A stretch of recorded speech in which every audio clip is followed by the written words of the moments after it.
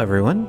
In this video, I'm going to show you how to sew a medieval monk costume using our new Tailors Gone Wild medieval monk sewing pattern. This costume is very easy to make. It's literally just 5 pieces, but it looks great when it's finished. I'll be using brown linen to demonstrate, but of course you can use whatever you like. You can also make it in black for a pretty sweet Grim Reaper costume. Anyway, the pattern is available at www.tailorsgonewild.com, both as a physical copy and a digital download. So let's get started.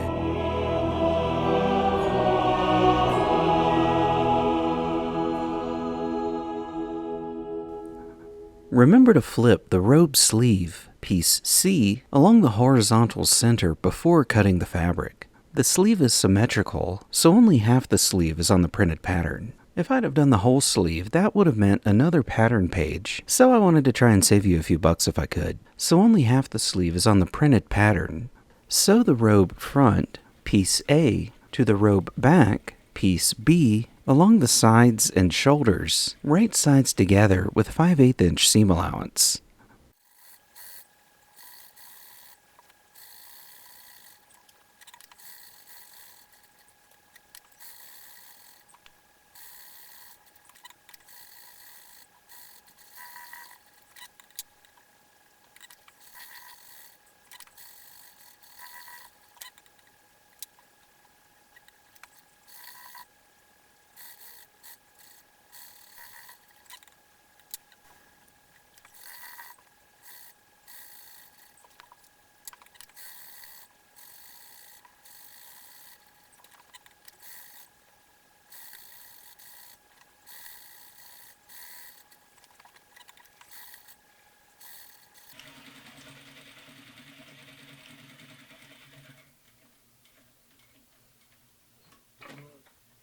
If you have a serger, the easiest way to manage these seam allowances is to serge them together.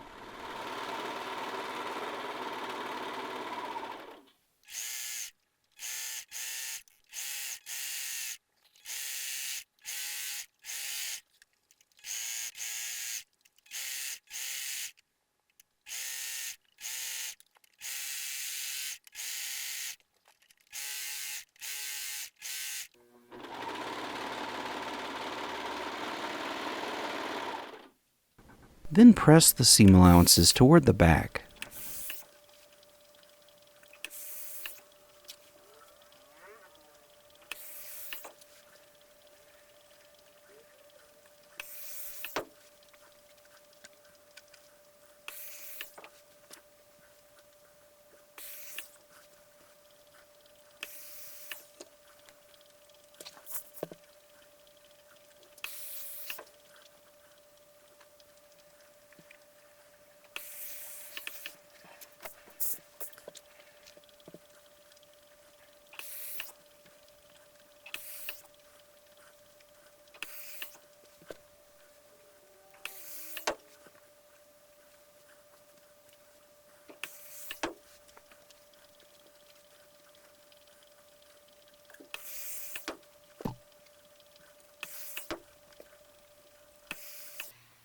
However, if you don't have a serger, that's completely fine. There are a couple other good options you can do if you only have a sewing machine. You could flat fell the seam allowances, or do what I call a faux flat fell seam. Carefully trim the back seam allowance down to 1/8 of an inch. Press the front seam allowance in half toward the seam line.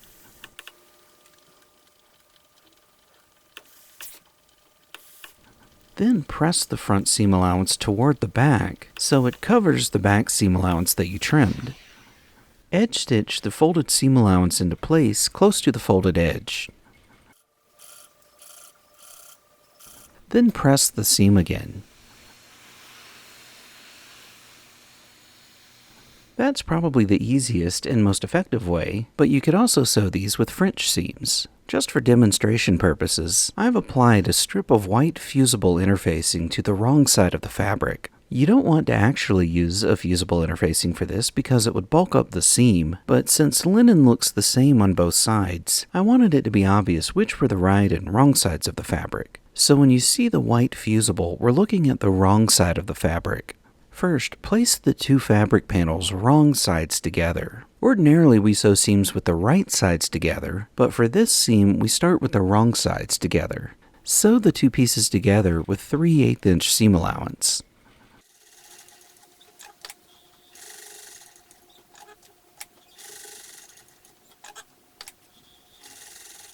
Trim these seam allowances down to 1/8 of an inch. Fold the panels away from each other and press them at the seam line.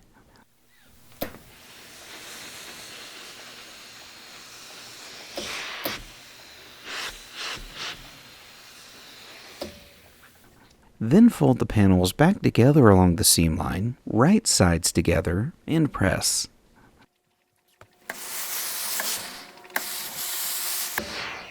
Sew the pieces together 1/4 inch from the folded edge.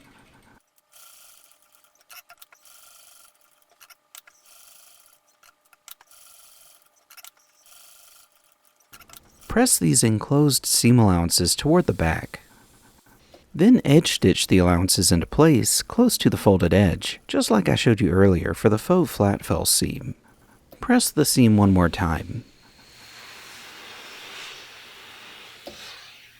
Both of these options are a bit more work than just serging them, but they both protect all the seam allowances and look about the same when they're finished. You wind up with an extra strong seam and a row of top stitching parallel to it.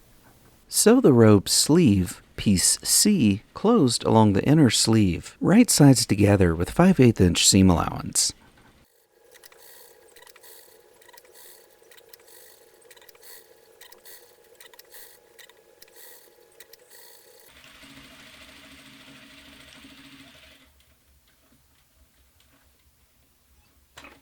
Serge the seam allowances together, or enclose them however you like.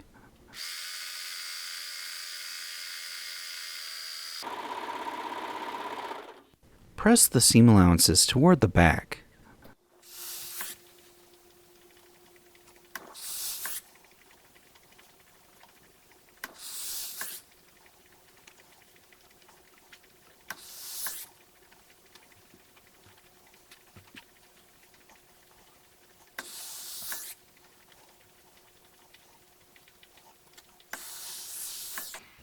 I like to go ahead and hem the sleeves at this point before they're attached. If you want to as well, turn up the lower edge of the sleeve 1/4 inch and press.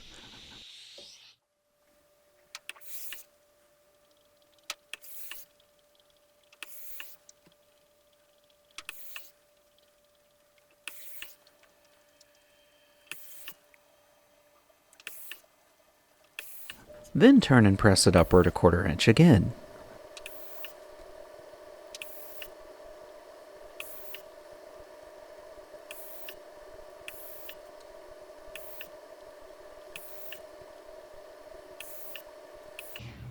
Edge stitch the hem allowance into place close to the folded edge.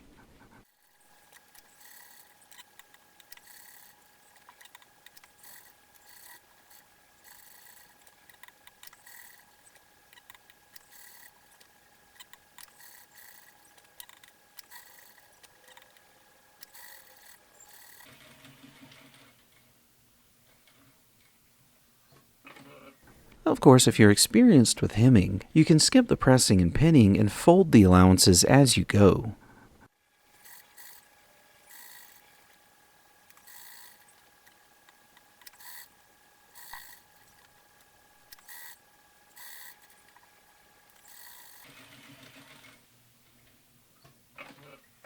Either way, press the hem allowance after stitching.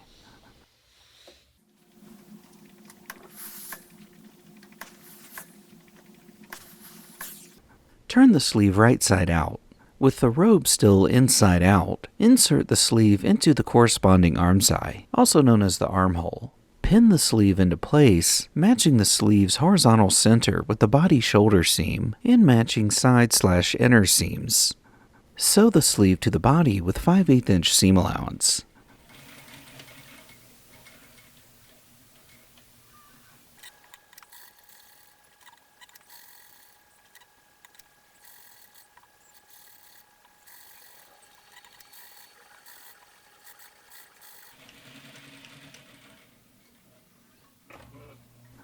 serge the seam allowances together. Ordinarily, we'd want to press the arm's eye seam, but for this particular costume, I actually prefer to leave it as is. I kind of like the sort of rugged look it has. Pressing it kind of makes it too clean and pretty. Anyway, repeat for the other sleeve.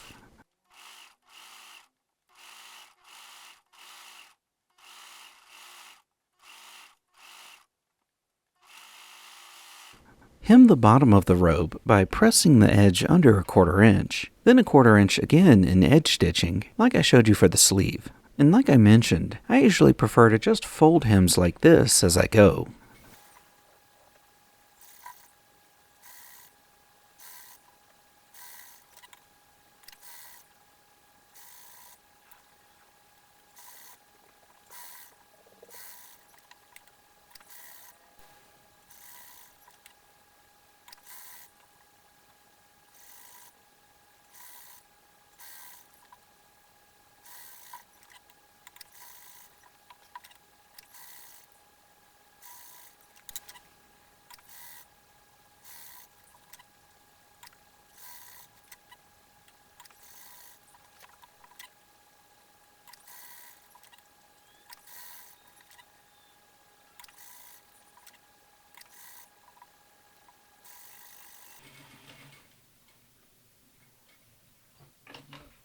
Press the hem after stitching.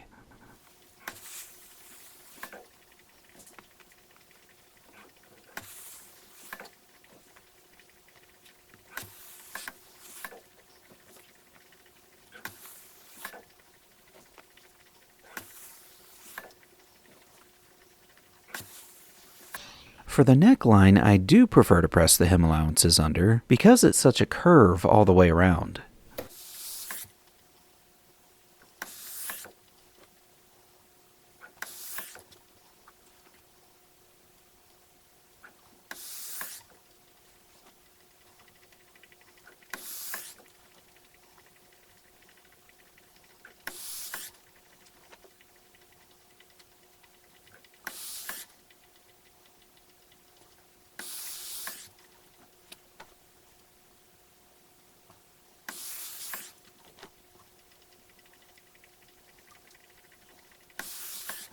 The first 1/4 inch is pretty easy, but you may need to coax the second 1/4 inch a little.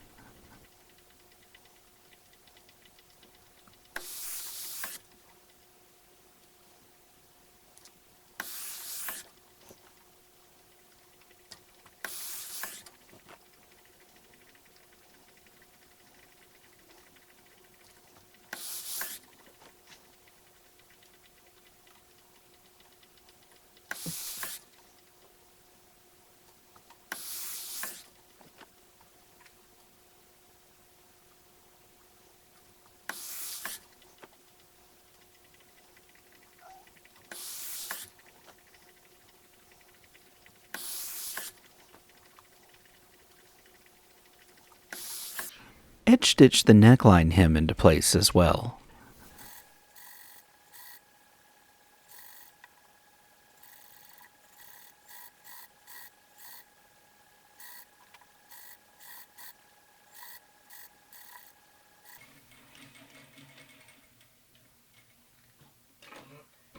Then press the finished hem.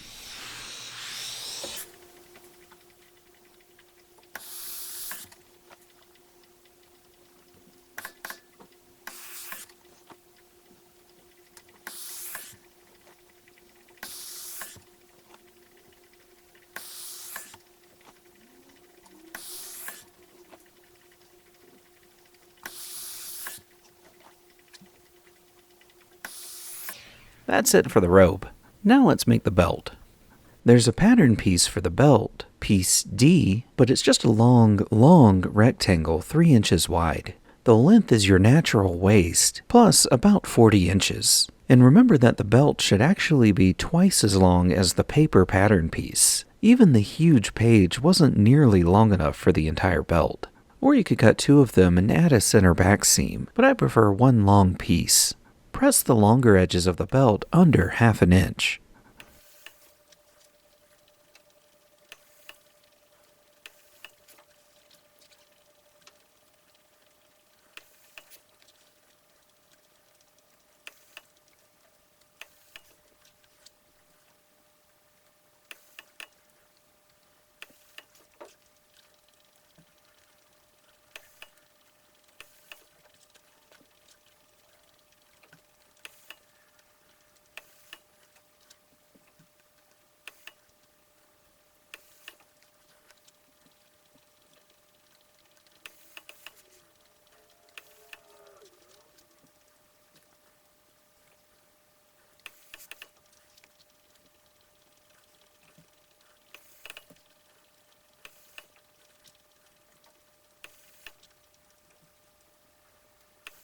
Unfold the pressed allowances and fold the belt back on itself, right sides together. Sew the shorter ends of the belt closed, right sides together with 1/2 inch seam allowance.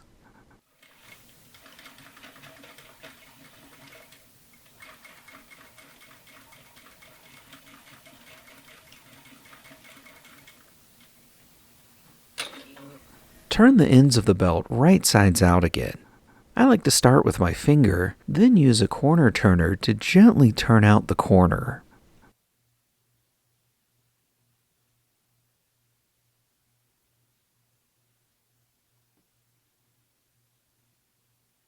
Turn the 1/2 inch allowances back under at the ends and press the corners flat. Press the rest of the belt in half so the longer folded edges are flush.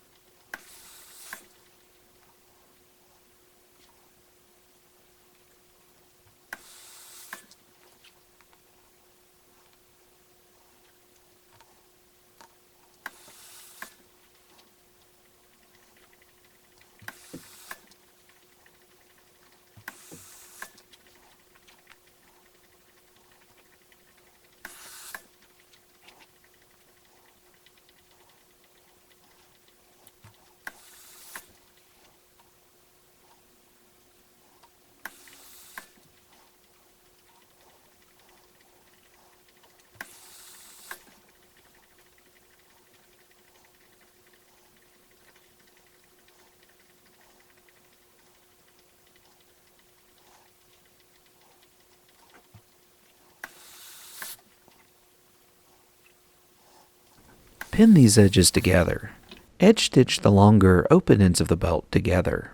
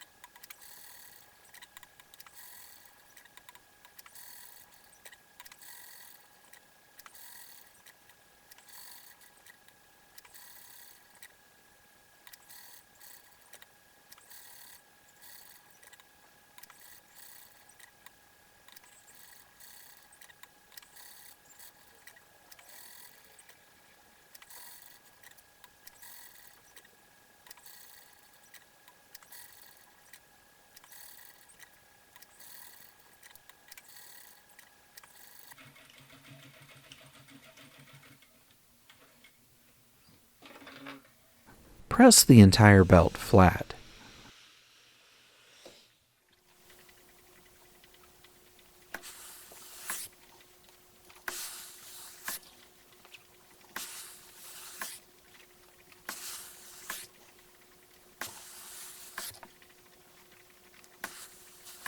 And that's it for the belt.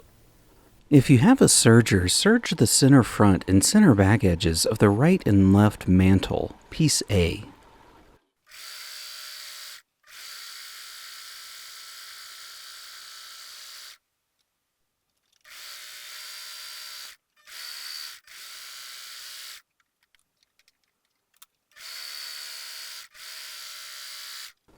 Sew the right and left mantle pieces together along the center front and center back, right sides together with 5/8 inch seam allowance.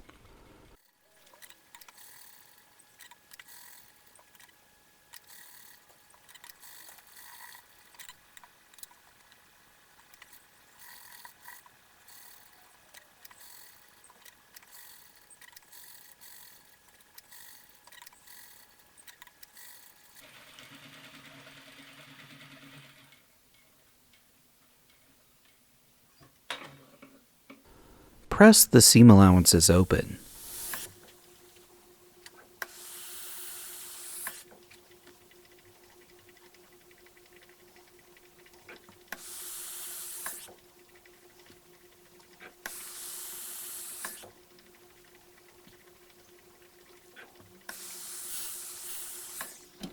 However, if you don't have a serger, that's completely fine. I suggest sewing the seams and pressing the seam allowances open just like you normally would. Then fold the seam allowances back on themselves toward the seam line, with the raw edge sandwiched between the layers.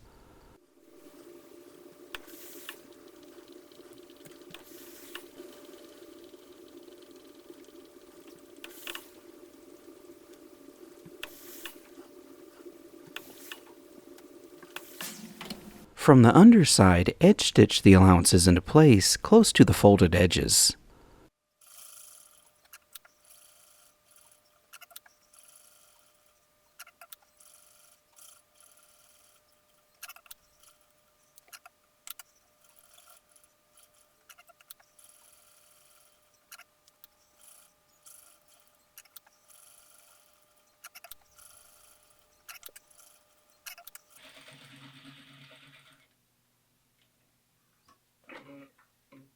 Press the seam allowances again.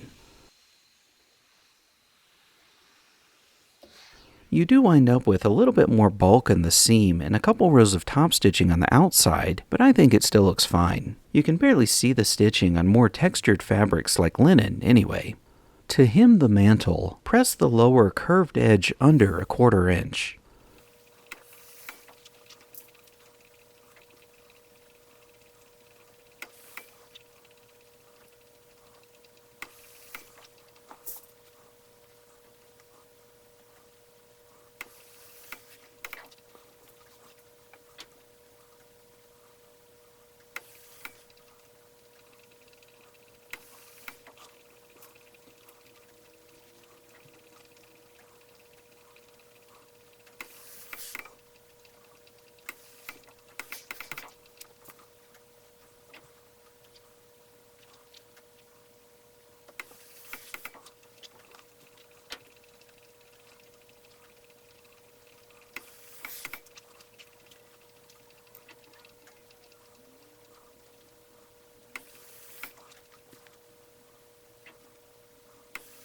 Then press it under 1/4 inch again.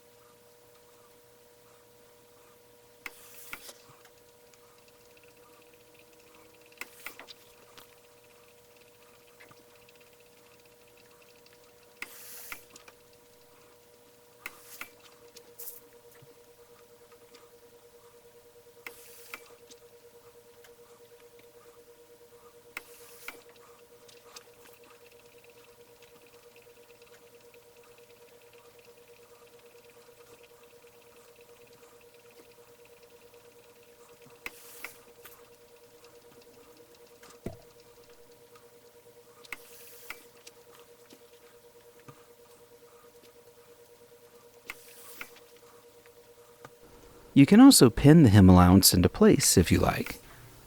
Edge stitch the hem allowance into place from the underside.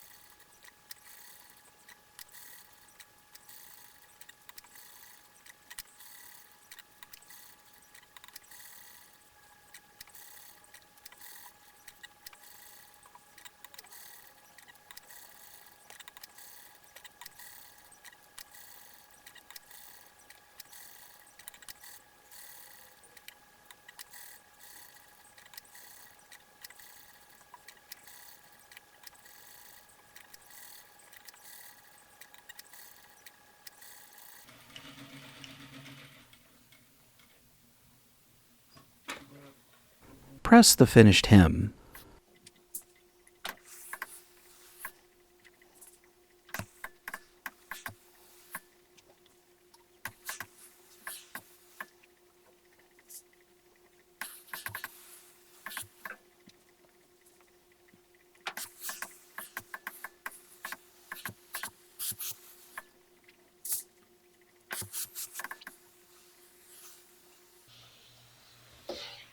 That's it for the mantle. Now we'll move on to the hood.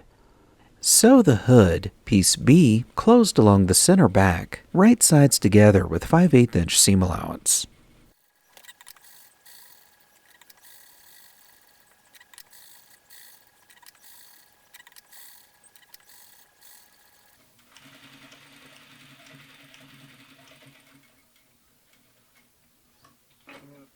Serge the seam allowances together.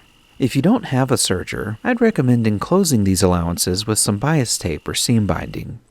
Press the seam allowances to one side. Either side is fine.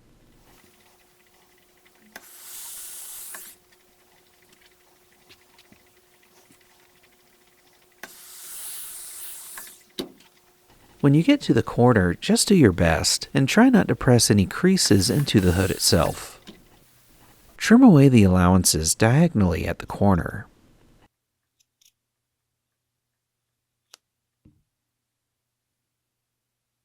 Turn the hood right sides out. To hem the hood front, press the front edge under 1/4 inch, then 1/4 inch again and edge stitch the hem allowance into place from the underside. Of course, if you're experienced with hemming, you can skip the pressing and pinning and fold the allowances as you go.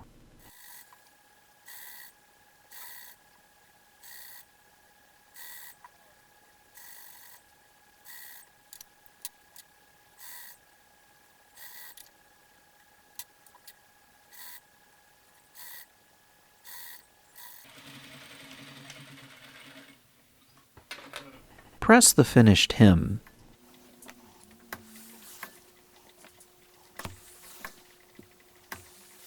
The hood is now ready to be attached to the mantle. With the mantle inside out, insert the hood into the mantle neckline. Pin the hood into place with the front edges of the hood flush at the mantle center front and matching center back seams. Baste across the center front and center back.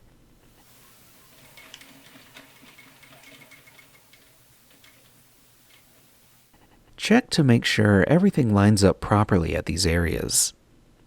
Once you're satisfied with the alignments, sew the hood to the mantle with 5/8 inch seam allowance all the way around, reinforcing your stitching several times at the center front.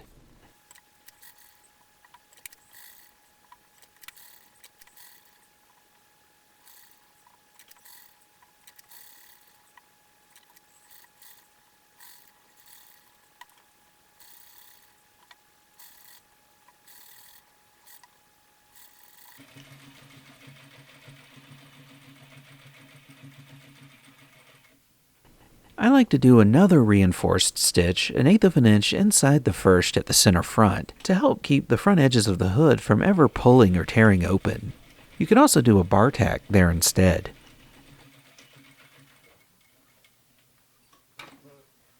Serge the hood/mantle seam allowances together along the neckline and press them downward. Again, if you don't have a serger, I suggest binding these seam allowances.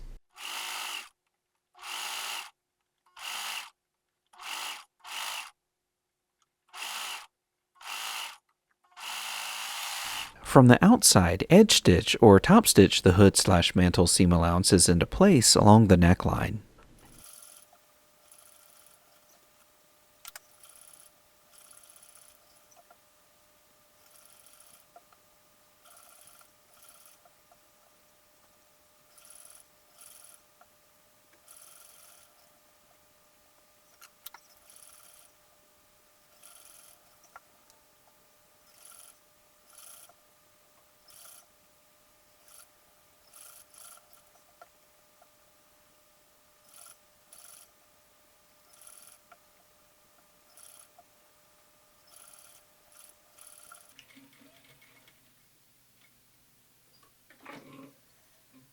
Press the finished neckline area. I like to press this from the outside over a tailor's hem, so be sure to use a press cloth or a protective shoe on your iron.